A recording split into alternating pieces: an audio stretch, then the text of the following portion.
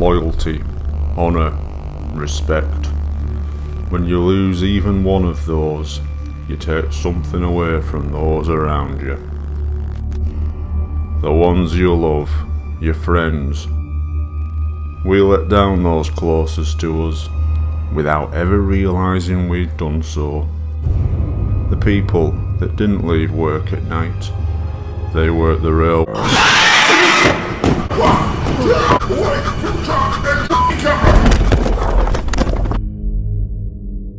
Documentary showed anything we didn't already know.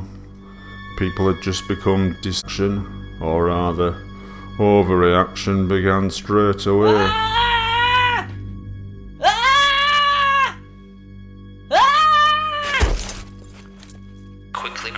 This young man in the USA had become so traumatised by Shed 17, he had memorised all the dialogue and would do nothing but watch the programme in a loop, mouthing the words. The town was buzzing with news of her pregnancy. He would later be taken away to a psychiatric unit. After the Thomas incident became public, the tourist trade began to dry up. People stopped coming to Sodor for biofusion operations, and so there were massive layoffs on the railway. Of the train.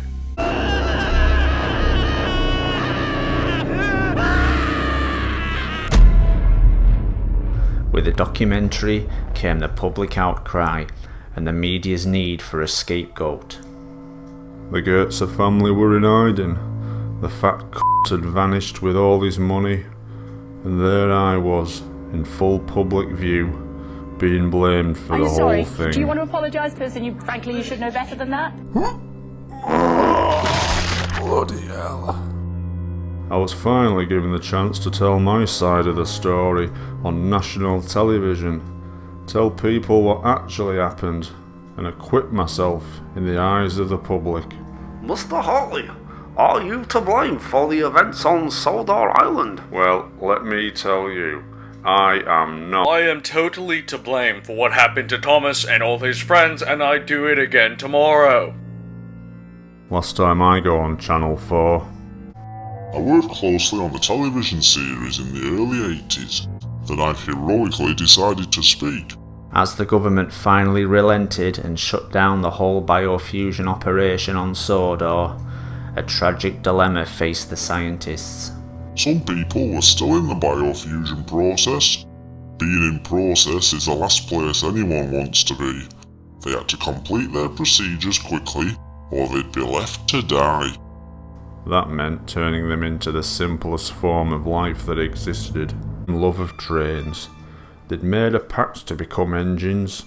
Biofusion came into effect just after Oliver and Duck were looking forward to working on the railway. When it looked as though they would be locked away forever, the Japan Railway Group offered them work on their railway. And they couldn't wait to be there.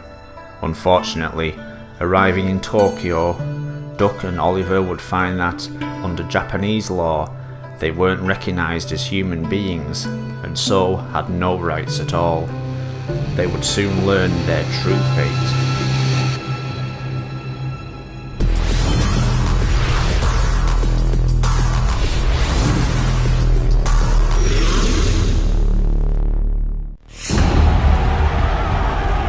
They, along with other engines unfortunate enough, And they both possess a similar height and reach. Both men landing in that exchange. The British government had banned the use of biofusion publicly, but couldn't ignore the military opportunities.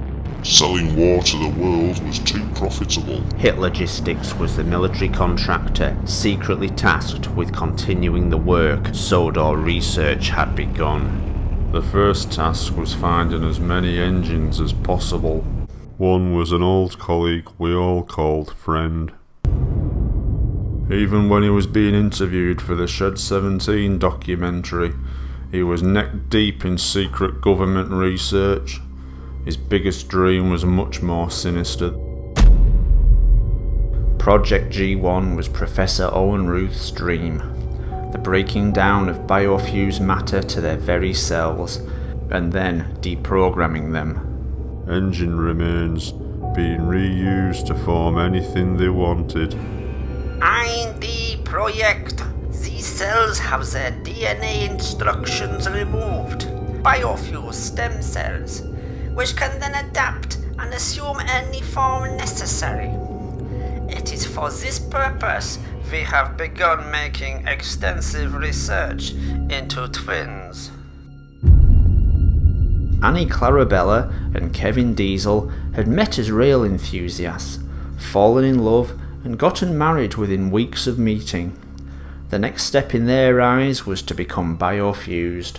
It was the most romantic thing in their eyes. He would become an engine, she a coach, and they would ride the rails together. Annie's operation where things didn't go to plan. As Annie's cells were being reprogrammed, they split in the early stages of the operation, and two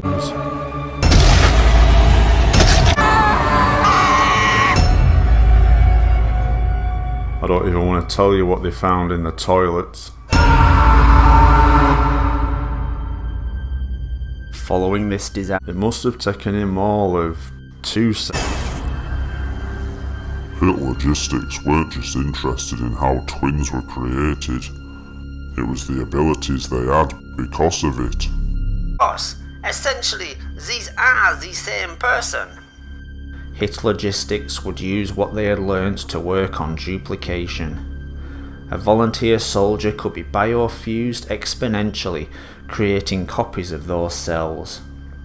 Think of it, a willing human participant, not just controlling a weapon, but becoming the weapon. Able to react to danger and orders in a fraction of the time. To maintain the secrecy of these illegal experiments, the soldiers' faces would be covered up, so that the only giveaway was a cry of discomfort when a vehicle was damaged or a tank shell was fired.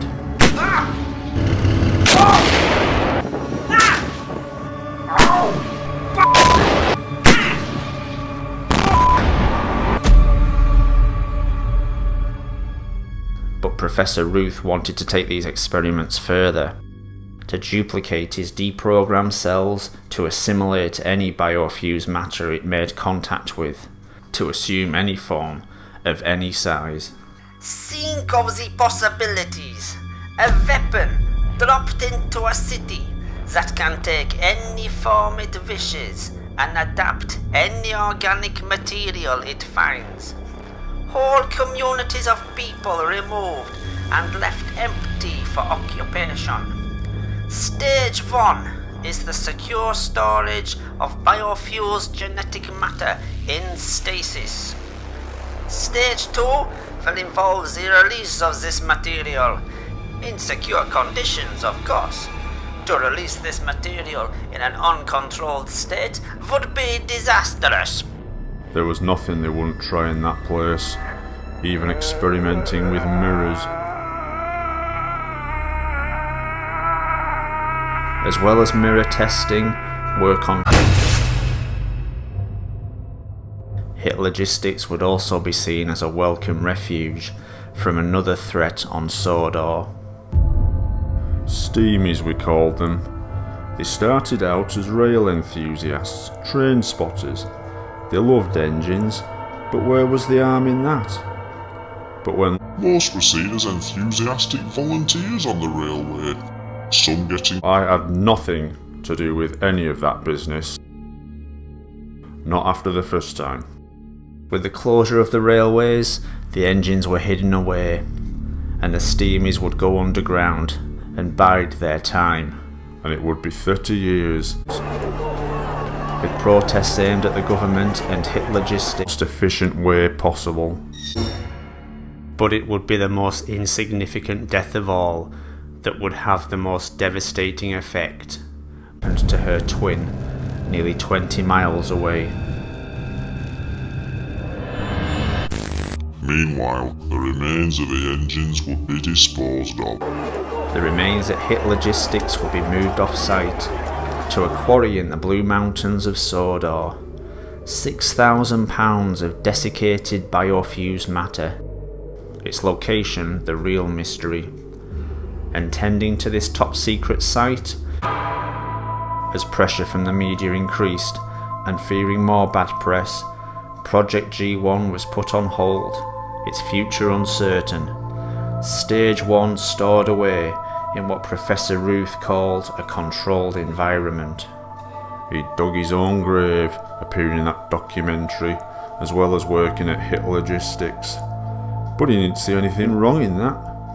And so, just like everyone else, he blamed me for everything, even Smudger. Professor Ruth was still eager to find as much biofused material as he could, but Smudger had changed over time.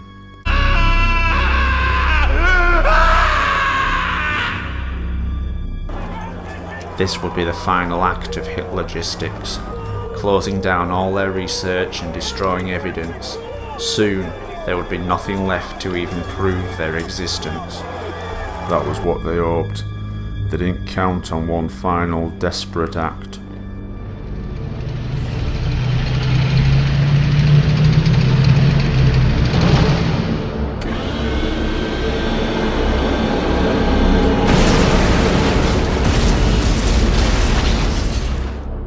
Cranky had been driven mad by all the things he'd seen working for the government, but the worst thing was having to keep it quiet for all those years. Unfortunately, Cranky's genetic structure meant he couldn't turn around fully, not without breaking the entire circulatory system to his head. Effectively, he was condemning himself to a painful death.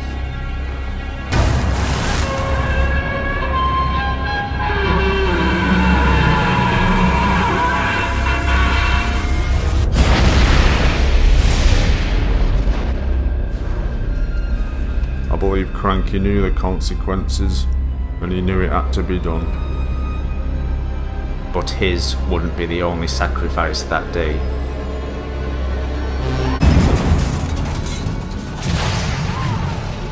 I don't believe he was evil, or that he wanted to kill anyone. He just wanted to show the world what the government was trying to cover up.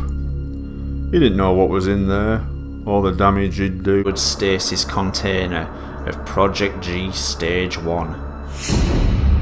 Opening it up and allowing the deprogrammed biofused matter to assimilate any matter it wished, and to take on any form it wished.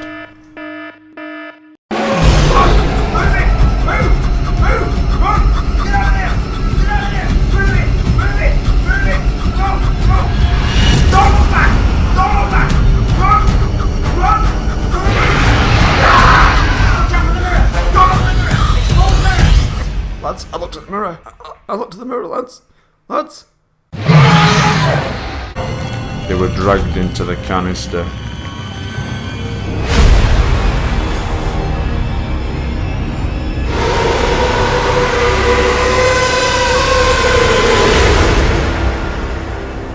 And then we all got to see it in its natural state.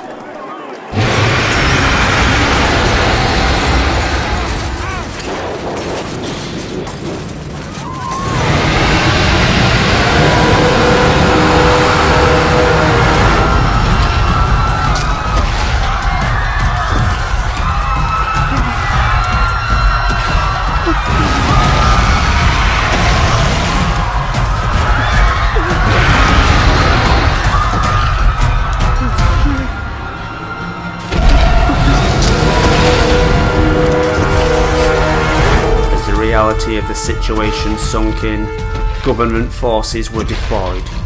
This would be the only line of defence.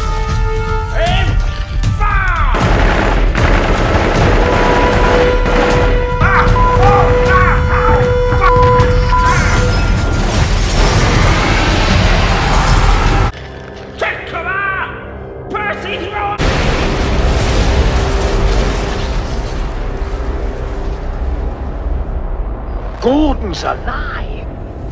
It could now not be stopped. As it forged ahead, it became clear where its goal was.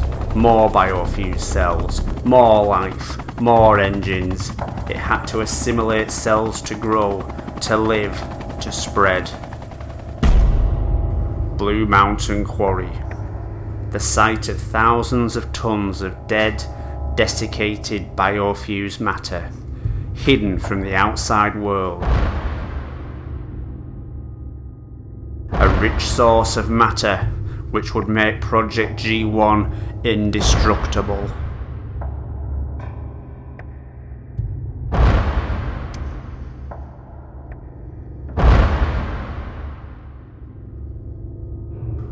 It were drawn here to be with its own kind, the last vestiges of Sodor's engines. It was trying to find peace. Realising Project G1's destination and intent, the military provided it with what it was looking for.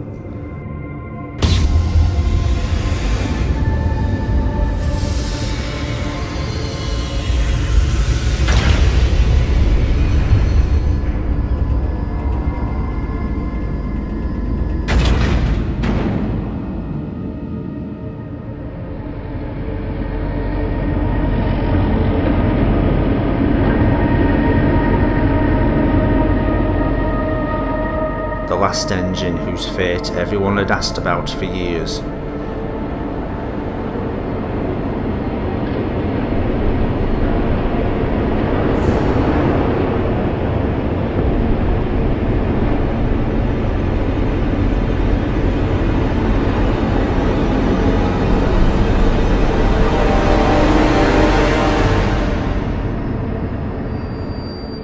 After 28 operations to try and reconstruct him as a human being, he had remained behind closed doors, unwilling until now to show the world the monster he had become.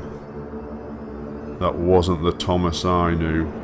That wasn't an engine or a human. It were a creature mutilated by surgeons and engineers alike. Unable to react to the outside world at this stage, Thomas was the last chance the military had to stop Project G1.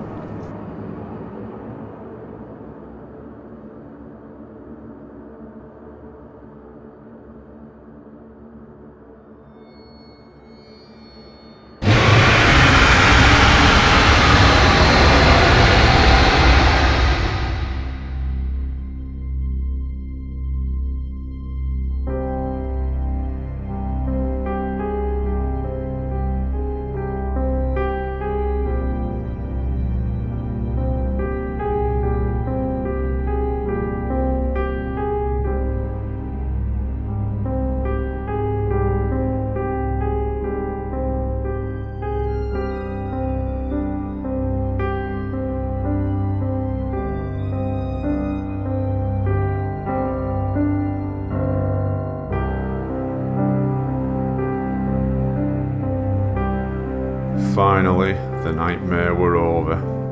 Thomas had found the remains of his friends. His friends had found him.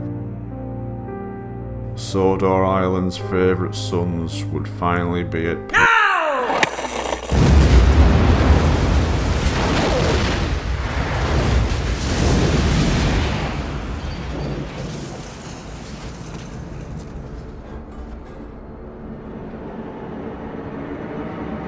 The mystery of the Blue Mountain had been solved. 6,000 tons of desiccated, dehumanized biofused matter, hidden in full view.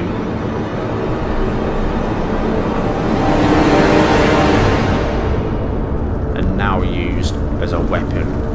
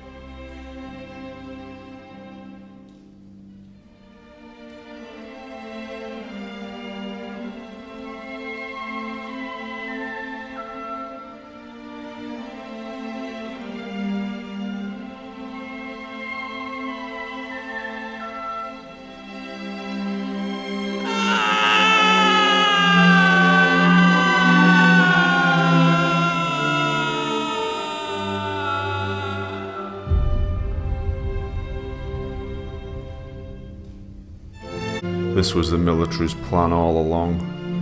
There was never any intention to allow them some kind of peace. And with that, Thomas lost his only link to the past. Now all that's left is his reanimated pneumatic body, a confused mind that lost everything. With his past the only thing left to torment him, Thomas decided to leave. He'd seen everything. The last people he trusted had abandoned him, but I was still here to tell his story. After all the betrayal, disloyalty and torment, I could still say I were his only friend, the only person who hadn't abandoned him. I could hold my head up high and say I was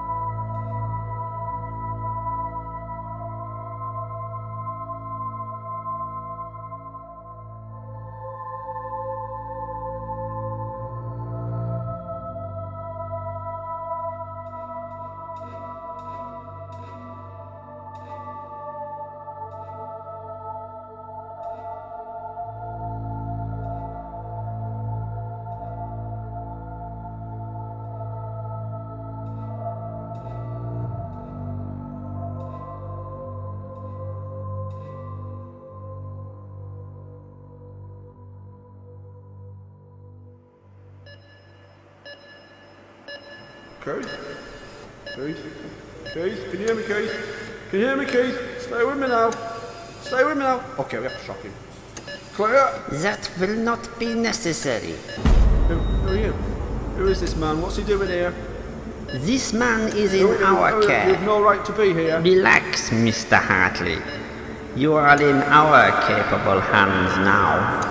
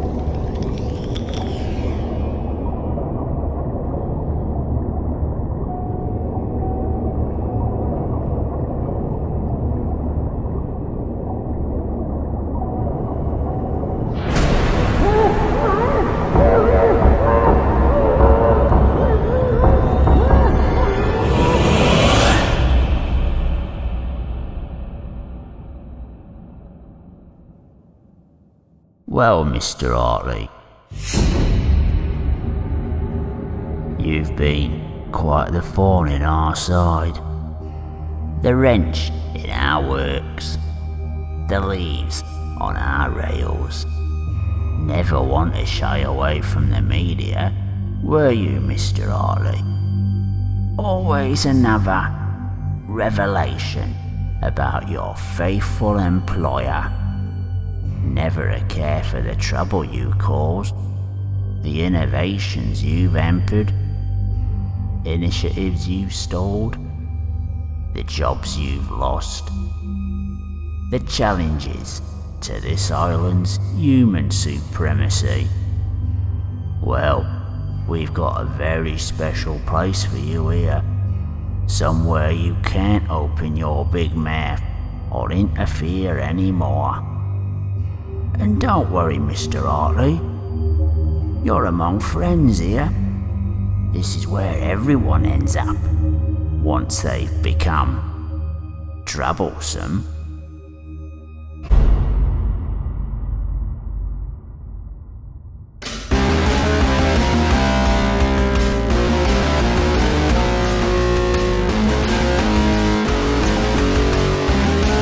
Next week, Colonel Babar, his bloodthirsty rise to power, the genocide of the Rhinoceros Kingdom, and his ultimate demise at the hands of his own people.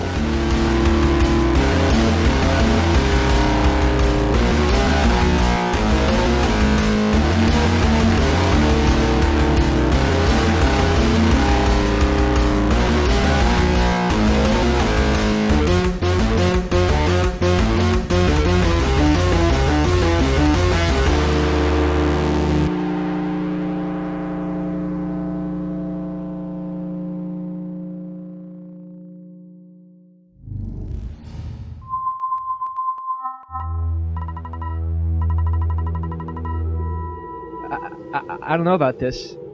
Maybe we shouldn't be here. Yeah, come on. No one's even been here in like 50 years. I know, but these warning signs are here for a reason. Look, no one's actually seen an engine over there for ages. It'll be fine. What are you worrying about? I mean, what could happen? No! Ah! Oh my god!